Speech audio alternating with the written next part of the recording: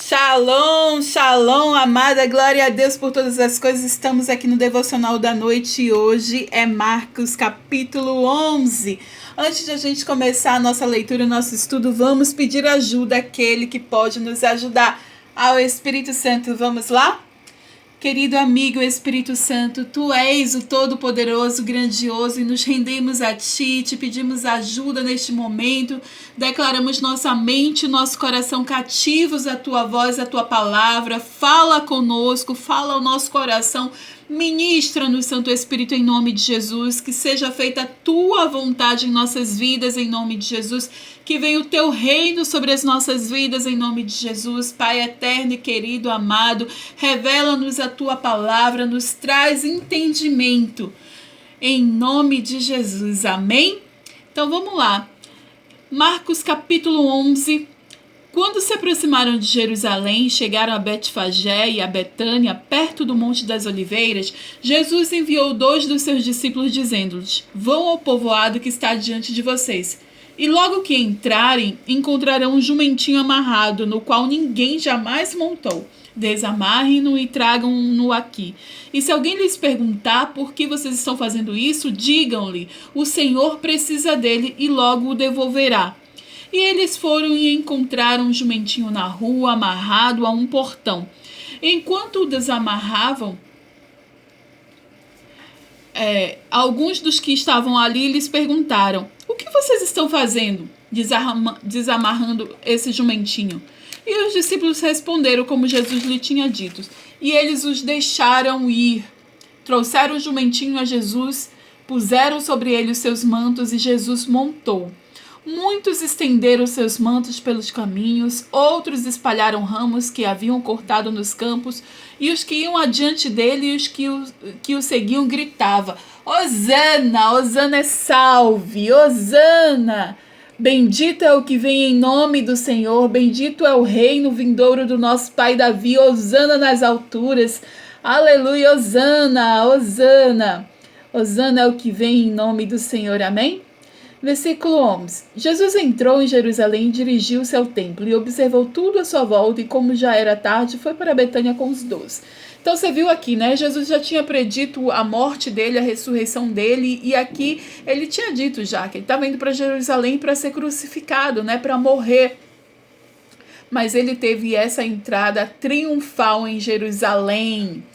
Bom, seguindo aqui, versículo 12. No dia seguinte, quando estava saindo de Betânia, Jesus teve fome e, vendo à distância uma figueira com folhas, foi ver se encontraria nela algum fruto. E, aproximando-se dela, nada encontrou a não ser folhas, porque não era tempo de figos. Então lhe disse: ninguém mais coma do seu fruto. E os seus discípulos ouviram dizer isso. Bom, a gente vai ver lá na frente o resultado disso, tá bom? Mas olha o que acontece. Chegando em Jerusalém, Jesus entrou no templo e ali começou a expulsar os que estavam comprando, vendendo, e derrubou as mesas dos cambistas e as cadeiras dos que vendiam pombas, e não permitia que ninguém carregasse mercadorias pelo templo, e os ensinava, dizendo: não está escrito: a minha casa será chamada casa de oração para todos os povos? Mas vocês fizeram dela um covil de ladrões. E os chefes...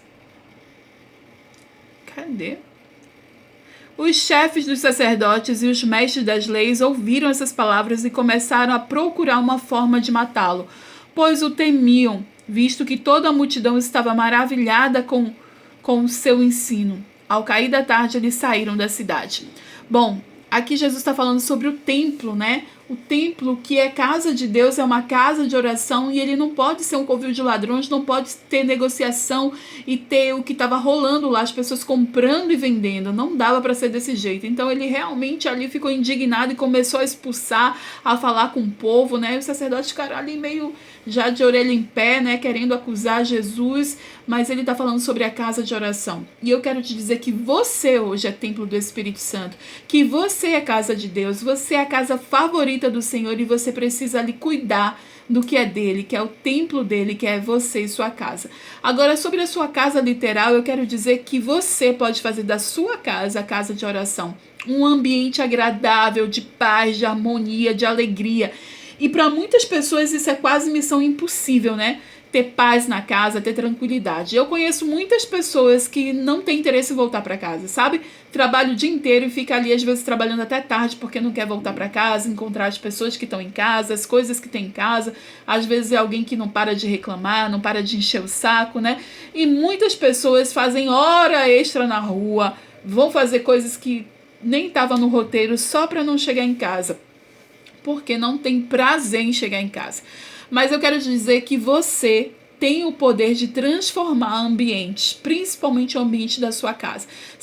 Você é uma intercessora, você pode se levantar ali, clamor, oração, expulsar os demônios que ali, sabe, um demônio de contenda, de briga, de irritação, demônios que queiram ali trazer divisão para sua casa, trazer ódio, violência. Você tem autoridade para expulsar serpentes e escorpiões, para pisar em serpentes e escorpiões, para expulsar demônios. Você tem autoridade, com isso transformar a sua casa em uma casa de oração, uma casa onde as pessoas entrem e se sintam bem, que sabe que tenha paz, alegria, que tenha ânimo, que tenha vida, que tenha ali o Senhor agindo na sua casa. O único Espírito que pode habitar na sua casa é o Espírito Santo de Deus. Amém? Pois é. Você tem esse poder, use esse poder da oração, da intercessão. Inclusive, os próximos versículos, Jesus fala sobre isso. Lembra da figueira? Olha o que acontece aqui, a gente vai ler. De manhã, ao passarem, viram a figueira seca desde as raízes. E Pedro, lembrando-se, disse a Jesus: Mestre, vê a figueira que amaldiçoaste, ela secou. E respondeu Jesus: tenha fé em Deus, e eu lhes asseguro que se alguém disser a este monte, levante-se e atire-se no mar, e não duvidar em seu coração, mas crer que acontecerá o que diz, assim lhe será feito. Portanto, eu lhes digo, tudo que vocês pedirem em oração, creiam que já o receberam, e assim lhes sucederá. E quando estiverem orando, se estiverem alguma coisa contra alguém, perdoem, para que também o Pai Celestial lhes perdoe os seus pecados. Mas se vocês não perdoarem, também o seu Pai que está no céu não perdoará os seus pecados. E aqui Jesus levantou algumas coisas, né? Ele amaldiçoou ali a figueira, os discípulos viram o que aconteceu, né? E aí Jesus está falando sobre a fé, o quão importante a gente desenvolver essa fé e a gente aplicar. E aplica como, Eric? Em oração, orando a palavra, declarando, porque Jesus fala aqui que tudo que você declarar, que você pedir em oração, vai acontecer. Se você tiver uma fé o suficiente, vai acontecer se você não duvidar no seu coração. Então é importante que a gente fale, que a gente creia, que a gente ore, que a gente acredita, porque assim a gente vai receber. E um outro ponto muito importante é sobre o perdão. Ele está falando aqui quanto é importante a gente liberar perdão, a gente pedir perdão. Porque se a gente não perdoa as pessoas, Deus também não vai nos perdoar. É um toma lá da cá. É importante o si, né? Porque na oração modelo do Pai Nosso também fala isso, né? Perdoa as nossas ofensas assim como nós perdoamos aquele que nos tem ofendido. Então é importante que a gente peça sim para Deus nos perdoar, mas a gente também precisa perdoar aquele que nos ofenderam, aqueles que nos machucaram, que nos irritaram, que nos estressaram, que nos magoaram. É muito importante liberar perdão. E eu vou te dizer que esse remédio chamado perdão cura muitas dores, cura muitas feridas. Inclusive eu acho que é um dos melhores remédios que cura tudo. Perdão. É importante você ter o hábito de perdoar todos os dias. Todos os dias, se alguém te fez mal, libere perdão. E lá em Mateus a gente viu 70 vezes 7, né? Esse é o cálculo de quanto a gente precisa perdoar uma pessoa por dia. Então, minha irmã, em nome de Jesus, libere perdão aí. Tá acabando esse capítulo, vamos lá.